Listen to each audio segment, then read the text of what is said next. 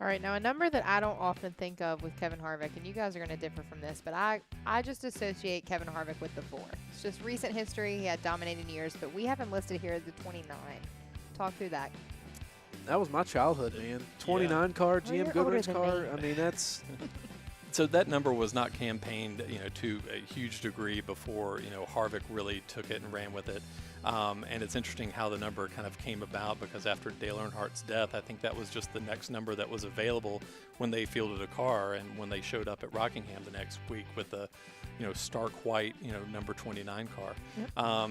But Harvick ran that number at Richard Childress Racing for 13 seasons until they brought the 3 back with Austin Dillon. And over those 13 seasons, there were plenty of big moments. Daytona 500 victory. In terms of longevity and wins, that's a Kevin Harvick choice. Yeah, I think for me, I mean, that kind of brings me back, because I was a NASCAR fan before Atlanta 2001, but I caught the bug Atlanta 2001 when he was able to hold off Jeff Gordon. I just remember watching that race. I remember watching my aunt crying her eyes out, and I'm like, oh, this is something that's pretty special. So I kind of gravitated towards that.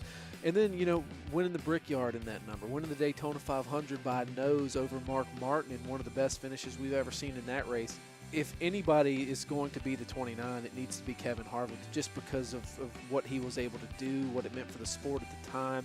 I don't see anybody else that could really, fill that spot. Yeah, and to your point, we had this discussion with him on the 4. I mean, by the time his career is done, that may be the number that you most closely think about, depending on how many more years he continues and if he goes on at the level of success that he's having. So for right now, though, the 29 in terms of longevity, success, everything that went into that.